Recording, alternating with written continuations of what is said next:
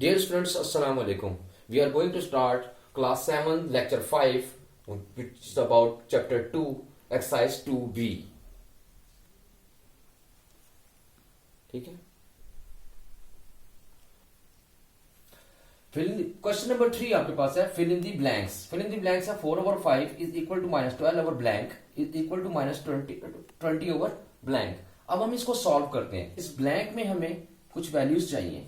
इसको सॉल्व करने के लिए मैं पहले जो होता हूं, पहले इस ब्लैंक को सॉल्व करते हैं. 4/5 12 -12 ओवर, इसको मैं x कर देता हूं. अननोन वैल्यू कि मुझे नहीं पता कि यहां पे क्या आना है.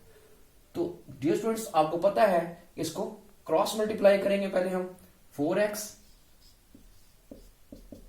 -12 multiply by 5, 4x is equal to -60, x is equal to -60/4.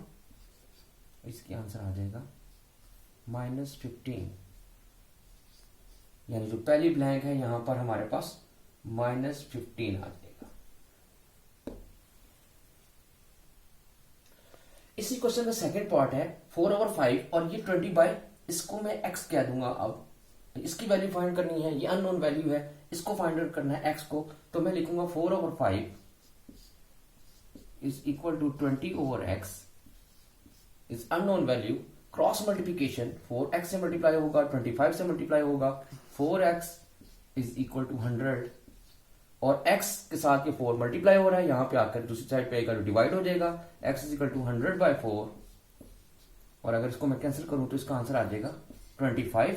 और यहां पर x की जगह पे हमारे पास जो आंसर आएगा वो क्या आ जाएगा, x is equal to 25. Question number 4 हमारे पास है determine which of the two rational numbers is greater. इन दोनों में से कौन सी वैल्यू जो है वो ग्रेटर है. अब हमने यहाँ पे मैंने लास्ट लेक्चर में आपको बताया था कि ग्रेटर का कॉन्सेप्ट ये है कि इसके डिनोमिनेटर को सेम कर दिया जाए और डिनोमिनेटर के बाद जो न्यूमिनेटर में जो वैल्यूज हैं उनको चेक कर लिया जाए कि उन दोनों में से बिगर वैल्यू कौन सी है. तो ग्रेटेस्ट वैल्यू हमारे पास आ जाएगी. अगर आप यहाँ पर देखें क्वेश्चन नंबर 1 इसका पार्ट 1 देखें, क्वेश्चन 4 का पार्ट 1 देखें तो -3/7 एंड 2/7 इनके जो डिनोमिनेटर्स हैं वो 7 और 7 दोनों सेम है. अब -3 और 2 पॉजिटिव 2 +2 इन दोनों में से ऑब्वियसली हमारे पास -3/7 है और 2/7 है.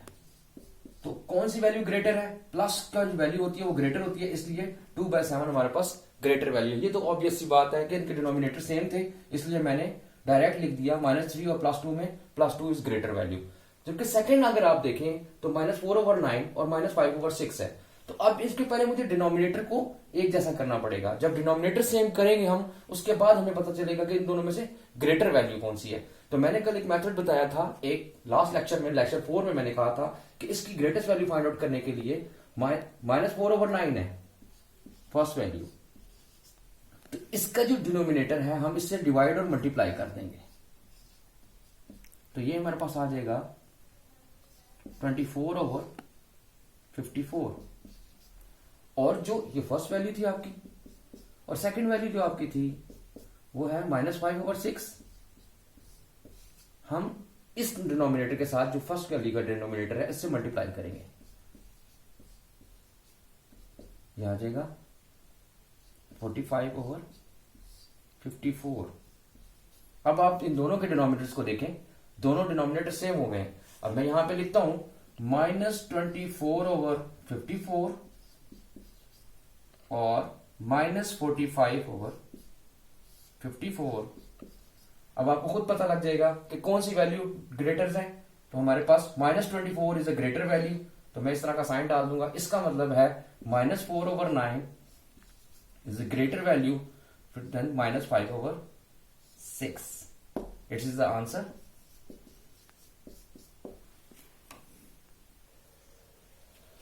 स्टूडेंट्स, एक्सरसाइज 2B का क्वेश्चन नंबर 5 है fill in the blanks with the symbol greater than, less than और इक्वल. सिंबल्स से हमने लगाने हैं. यहां पर ये ग्रेटर देन है या लेस देन है, हमें पहले फाइंड आउट करना है. वही मेथड जो हमने ग्रेटर के लिए इस्तेमाल किया था वही मेथड यहां पे इस्तेमाल करेंगे. फर्स्ट वैल्यू हमारे पास -4/9, इसके और इनके डिनोमिनेटर को सेम करके फिर हम पता लगेगा कि ग्रेटर है कि लेसर है या इक्वल वैल्यू आती है हमारे पास। तो इसके डिनोमिनेटर में 7 आता है तो मैं इसको 7 से मल्टीप्लाई और डिवाइड कर दूंगा, ये इसका आंसर आ जाएगा -28/63।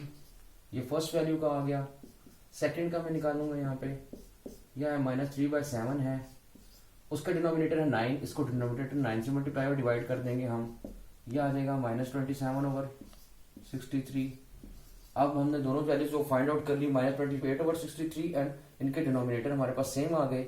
अब इन दोनों वैल्यूज को अगर हम कंपेयर कर लेते हैं, फर्स्ट वैल्यू थी हमारे पास -28/63 and second value is minus blank है यहाँ पर, और हमारे पास -27/63। तो अगर हम देखें तो -27 हमारे पास ये ग्रेटर वैल्यू आ रही है, तो हम इसको लिख देंगे, ये ग्रेटर वैल्यू है 27/63, यानी कि -4/9 ब्लैंक में ग्रेटर वैल्यू है -3/7 हमारे पास, ये इसका आंसर आ जाएगा आपके पास। डियर स्टूडेंट, क्वेश्चन नंबर 6 है, arrange the rational number in ascending order. जो हमारे पास एक से ज्यादा रैशनल नंबर दे दिए हैं, 2/5, -1/2, 8/15 और -3/10, इन तमाम नंबर्स को मैंने असेंडिंग ऑर्डर में लिखना है, यानी कि हमारे पास जो नंबर्स आएंगे उसको हमने ग्रेटेस्ट नंबर से स्मॉलेस्ट नंबर की तरफ लेके जाना है। स्मॉलेस्ट नंबर से हम ग्रेटेस्ट की तरफ जाना है, हमने ग्रेटेस्ट वैल्यू की तरफ। अब स्मॉलेस्ट नंबर इन सब में कौन सा है, इसको फाइंड आउट करने के लिए सबसे पहले तो मैं इन सब का, इनके जो डिनोमिनेटर्स हैं इनको हम सेम करेंगे। डिनोमिनेटर सेम करने के लिए मेरे पास जो सबसे पहले वैल्यू है कि हम इसका एलसीएम लेंगे इन सारी वैल्यूज का, 2, 5, 10 एंड 15, इन सब का एलसीएम लेंगे। 2 1 2 5, 2 5 10 15, 5 से 5 1 1 1 5 3 3 1 और ये हमारे पास इसका एलसीएम जो आएगा वो आ जाएगा 2 × 5 × 3, यानी कि 13 का एलसीएम। यानी इन सब के जो डिनोमिनेटर्स हैं उनमें हमें 30 चाहिए। डिनोमिनेटर्स में क्या चाहिए, 30। 2/5 हमारे पास फर्स्ट वैल्यू है, इसके डिनोमिनेटर में अगर मुझे 30 करना है तो किससे मैं मल्टीप्लाई और डिवाइड करूंगा, 6 से मल्टीप्लाई और डिवाइड करूंगा, ये हमारे पास आ जाएगा 12/30। सेकेंड वैल्यू है -1/2, इसकी डिनोमिनेटर मुझे 30 चाहिए, तो मैं किससे मल्टीप्लाई और डिवाइड करूंगा, 15 से मल्टीप्लाई एंड डिवाइड, यह आ जाएगा -15/30। थर्ड वैल्यू हमारे पास है 8/-15, थर्ड वैल्यू इज 8/-15।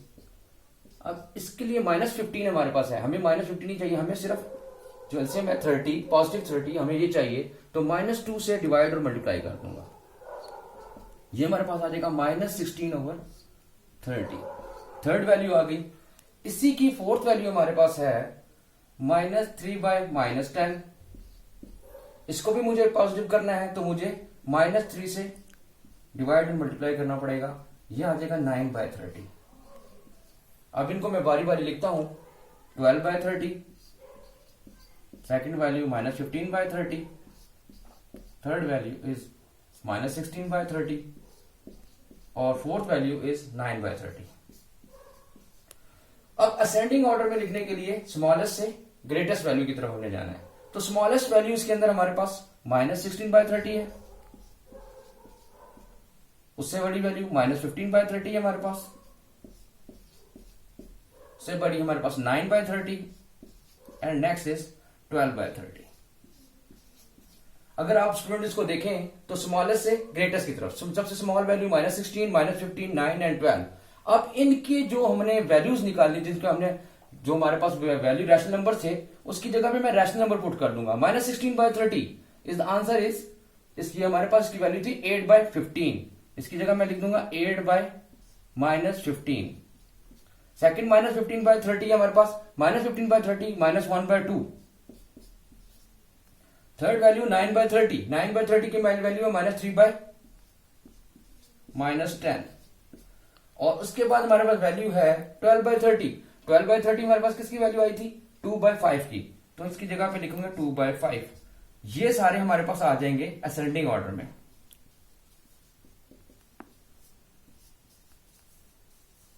ये स्टूडेंट आपका क्वेश्चन सॉल्व हो गया। और इसी की तरह का साथ है जो क्वेश्चन नंबर 7 है, वो है डिसेंडिंग ऑर्डर में। वो बिल्कुल इसी तरह आपने उसका एलसीएम लेना है और उसके बाद उसकी वैल्यूज को डिनोमिनेटर को सेम करना है, और डिनोमिनेटर सेम करने के बाद ग्रेटेस्ट वैल्यू से स्मॉलेस्ट वैल्यू की तरफ आपने जाना है। वो डिसेंडिंग ऑर्डर में आपने सॉल्व करना है उसको। Dear students, I hope exercise 2 भी आपको समझ आ गई होगी। अगर इसमें कुछ प्रॉब्लम आ रही है आप तो मुझे जरूर क्वेश्चन कीजिएगा। आपका होमवर्क है इसका क्वेश्चन नंबर 2 से लेके क्वेश्चन नंबर 7 तक आपने अपनी सॉल्व करनी है अपनी नोटबुक के ऊपर। ये सारी एक्सरसाइज आपने नोटबुक के ऊपर अपनी सॉल्व करनी है।